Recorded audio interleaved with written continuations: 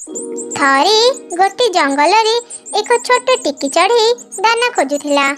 କିଛି ସମୟ ପରେ ସେ ଗୋଟେ ଛୋଟ ଶୁଲାର ଦାନା ପାଇଲା। ସେ ତା ଦାନାକୁ ଥଣ୍ଟରେ ଧରି ଗୋଟେ କାଠ ଗଣ୍ଡି ଉପରେ ବସିଲା। ସେ ଖାଇବାକୁ ଯିବା ସମୟରେ ତା ଥଣ୍ଟରୁ ଦାନା ଖସି କାଠ ଭିତରକୁ ଚାଲିଗଲା। କାଠରୁ ଦାନା ବାହାର କରିବା ପାଇଁ ଟିକି ଚଢ଼େଇ ବହୁତ ସମୟ ଚେଷ୍ଟା କଲା, ହେଲେ ପାରିଲାନି। ଶେଷରେ ସେ ନିରାଶ ହେଇ ଜଣେ କାଠ ମିସ୍ତ୍ରୀ ପାଖକୁ ଗଲା। କାଠ ମିସ୍ତ୍ରୀ, ମୁଁ ବହୁତ କଷ୍ଟରେ ଗୋଟେ ଶୁଲା ଦାନା ପାଇଥିଲି, ହେଲେ ସେଇଟା ଗୋଟେ କାଠ ଭିତରେ ପଶିଗଲା। କାଠ କାଟି ମୋ ଦାନାକୁ ବାହାର କରିପାରି ମୋତେ ଟିକେ ସାହାଯ୍ୟ କର। କ'ଣ ହେଲା? ତୋର ଗୋଟେ ଛୋଟ ଦାନା ପାଇଁ ମୁଁ ମୋର କାମ ଛାଡ଼ି ଯାଇ କାଠ କାଟିବି? ଯା, ମୋର ବହୁତ କାମ ଅଛି, ମୁଁ ଯାଇପାରିବିନି। କ'ଣ ହେଲା? ମୋତେ ସାହାଯ୍ୟ କରିବନି ତ? ଠିକ୍ ଅଛି, ମୁଁ ରାଜାଙ୍କ ପାଖକୁ ଯାଉଛି। ମୁଁ ତମ ନାଁରେ ରାଜାଙ୍କ ପାଖରେ ଅଭିଯୋଗ ଦେବି। ଯା, ଯୋଉଠିକୁ ଇଚ୍ଛା ଯାଉଛୁ ଯା।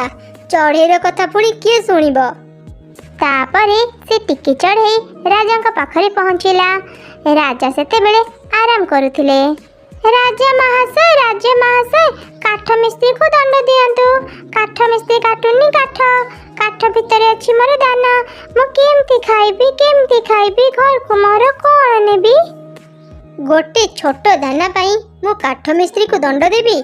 ଜମା ନୁହଁ, ଯା ଏଠୁ। ଆପଣ ମୋ ଅଭିଯୋଗ ଶୁଣିବେନି ତ? ଠିକ୍ ଅଛି, ମୁଁ ଯାଉଛି ସାପ ପାଖକୁ।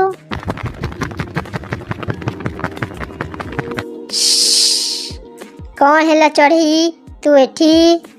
ସାପ, ଚାଲ ଦଂଶନ କର ରାଜାଙ୍କୁ। ରାଜା ଦଣ୍ଡ ଦେଲେନି କାଠ ମିସ୍ତ୍ରୀକୁ।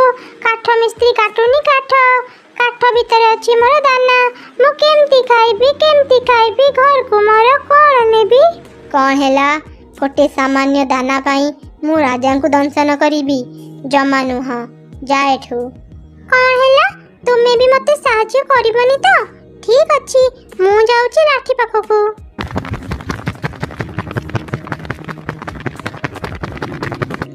ଲାଠି, ଚାଲ ମାର ସାପକୁ। ସାପ ଦଂଶୁନି ରାଜାଙ୍କୁ। ରାଜା ଦଣ୍ଡ ଦେଲେନି କାଠ ମିସ୍ତ୍ରୀକୁ। କାଠ ମିସ୍ତ୍ରୀ କାଟୁନି କାଠ ଭିତରେ ଅଛି ମୋର ଦାନାଟା। ମୁଁ କେମିତି ଖାଇବି? ଘରକୁ ମୋର କ'ଣ ନେବି? ସାମାନ୍ୟ ଗୋଟେ ଦାନା ପାଇଁ ମୁଁ ସାପକୁ ମାରିବି? ମୁଁ ଯାଇପାରିବିନି। କ'ଣ ହେଲା? ତୁମେ ଯିବନି?